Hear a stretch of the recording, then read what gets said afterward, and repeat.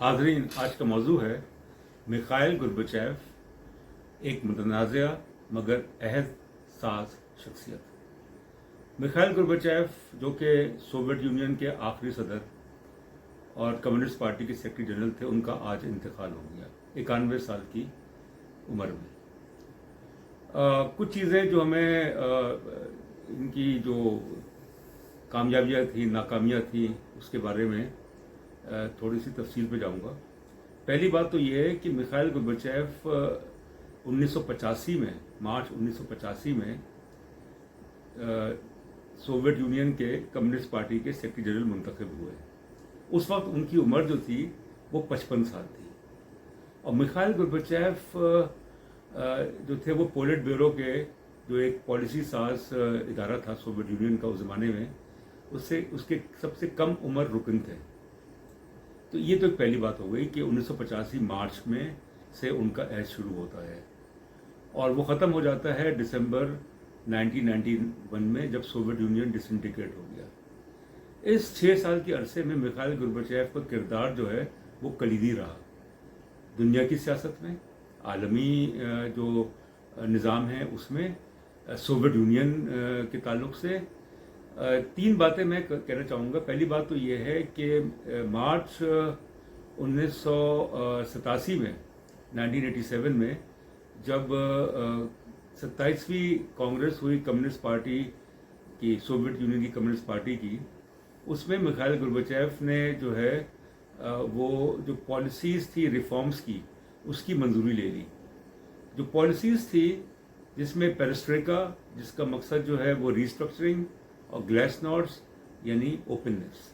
तो वहाँ से ये सिलसिला शुरू होता है कि communist party, Soviet union communist party ने मंजूरी दे दी थी कि सोवियत यूनियन जो है, रूस जो है सोवियत यूनियन उस ज़माने में, उसको बदलना होगा माशी तौर पे, सियासी तौर पे, खारजा पॉलिसी के मैदान में, क्योंकि सोवियत यूनियन का हाल बहुत बुरा हो रहा था अफगानिस्तान में। उसके बाद जो Cambodia, Angola, Mozambique, Warsaw pact countries में उसकी जो अफवाज थी, तो इसलिए इकोनॉमिकली सोवियत यूनियन जो था वो ज़वाल पजीर था। मिखाइल गोर्बाचेव ने जो दूसरी बात मैं कहूँगा, ये वाज़े कर दिया कि अगर सोवियत यूनियन को बरकरार रखना है तो उसमें इस्लाहात लानी होंगी, उसके लिए जमहूरियत ज़रूरी है, उसके लिए मार्केट इकोनॉमी जो है वो भी ज़रूरी है। तो वो अमल इस्लाहात का शुरू हुआ। तीसरी बात यह है कि मिखाइल गोर्बाचेव जो है अपने अहद में उनको याद रखा जाएगा कि सर जंग का खात्मा हुआ उनके ज़माने में। जर्मन रीयूनिफिकेशन जो है, यानी कि जर्मनी जो मुत्तहद हुआ, वो भी मिखाइल गोर्बाचेव की मंजूरी से हुआ। अगर सोवियत यूनियन जो है वो तैयार नहीं होता तो जर्मनी जो है वो दोबारा मुत्तहद नहीं हो सकता था। अफगानिस्तान से जो रूस की अफवाज हैं वो भी, उसमें भी मिखाइल गोर्बाचेव का बहुत बड़ा किरदार है, क्योंकि उनकी पॉलिसी ये थी कि सोवियत यूनियन को फ़ौजी लिहाज से दुनिया के मुख्तलिफ जो तनाज़ात हैं उससे उसको अपने आप को अलग थलग कर देना होगा। तीसरी बात यह है कि उन पे इल्ज़ाम है कि मिखाइल गोर्बाचेव जो है वो CIA के एजेंट थे, वो इसके पेरोल पे थे कि वो सोवियत यूनियन में कैपिटलिज्म लाना चाहते थे। मेरे ख्याल में इसमें हकीकत कोई नहीं है। अगर वो CIA के पेरोल पे होते, अगर वो अमेरिका और मगरब जो है वो उनको माली इमदाद दे रहा होता और उनसे सोवियत यूनियन जो है उसको डिसइंटीग्रेट करने के लिए, उसको तोड़ने के लिए उनका काम लिया होता, तो मिखाइल गोर्बाचेव जो है उनके बिलियंस ऑफ डॉलर जो हैं वो ऑफशोर अकाउंट्स में होते, उनकी प्रॉपर्टीज़ बाहर होती। ऐसा कुछ नहीं था। मिखाइल गोर्बाचेव ने इंतहाई सादा ज़िंदगी गुजारी, उनको नोबेल प्राइज़ मिला, अमन का प्राइज़ मिला।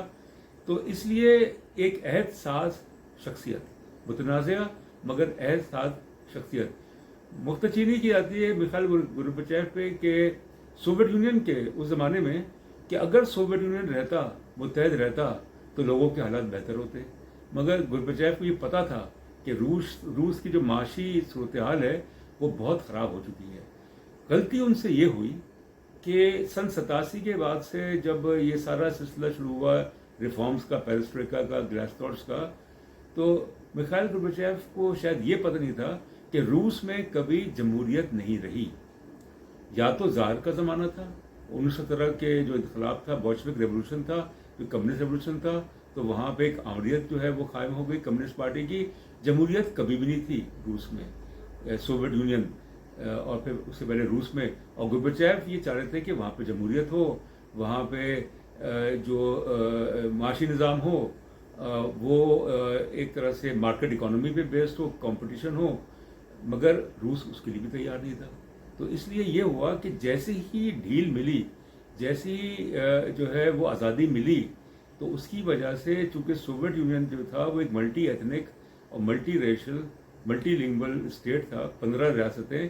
تو ان کے اندر جو نیشنلسٹ ایلیمنٹس تھے انہوں نے موقع سے فائدہ اٹھایا. جیسے روس میں بورس یلسن نے فائدہ اٹھایا، اسی طریقے سے جو بیلٹک اسٹیٹس تھی، لیٹویا، لتھوینیا، ایسٹونیا، اور پھر یوکرین اور یہ جو آپ کے کوکیشیا کا جو علاقہ ہے جس میں آذربائیجان، آرمینیا اور پھر وسطی ایشیا کی ریاستیں، سب نے فائدہ اٹھایا. اور پھر کمیونسٹ پارٹی جو ہے جس کے آن پیپر 2 کروڑ ممبرس تھے، مگر کمیونسٹ پارٹی اپنی جو طاقت تھی وہ کھو چکی تھی. اور زیادہ تر جو ممبرس تھے کمیونسٹ پارٹی کے وہ مفادات کے لیے تھے.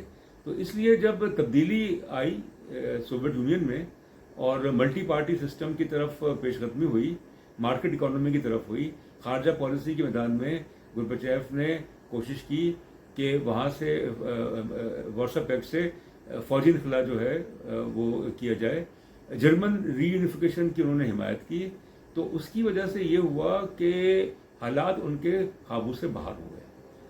ایک کوشش کی گئی اگست 1991 میں، 1991 میں، اور یہ کوشش کی تھی جو ہارڈ لائن ایلیمنٹس تھے کمیونسٹ پارٹی کے اور جو سوویت ملٹری کے جنرلز تھے، انہوں نے ایک فوجی انقلاب برپا کر دیا 20 سے 21 اگست 1991 کو، اور اقتدار کو اپنے ہاتھ میں لے لیا، گورباچیف کو معزول کر لیا.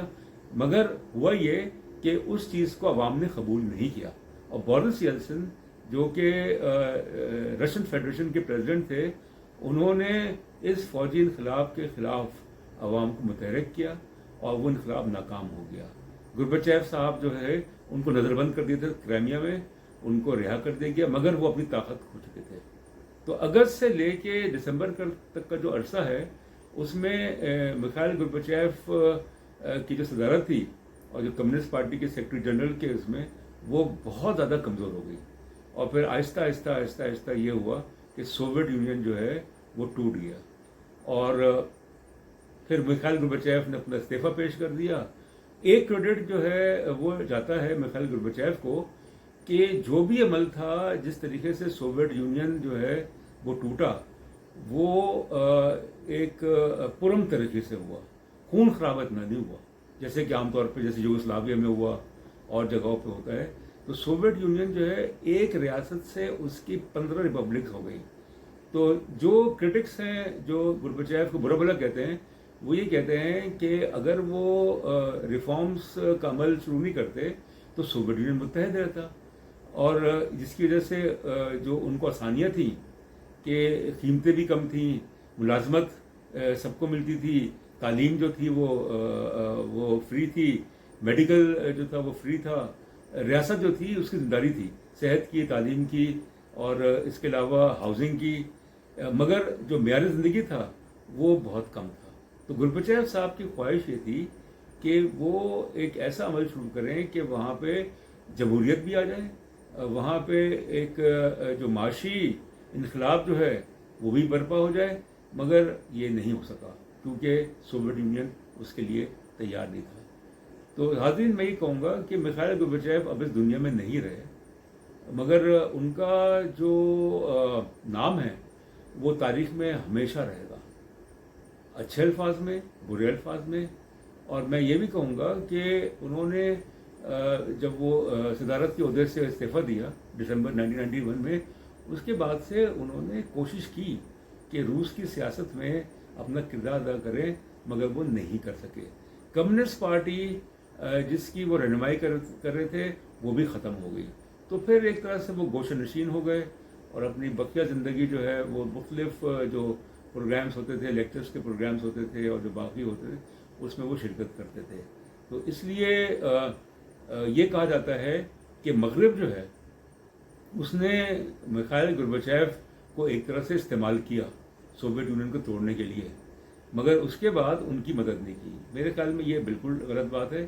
میخائیل گورباچیف صاحب جو ہے وہ حقیقتاً چاہتے تھے کہ سوویت یونین رہے، مگر جب حالت قابو سے باہر ہو گئے تو ان کو پیچھے ہٹنا پڑا۔ بہت شکریہ۔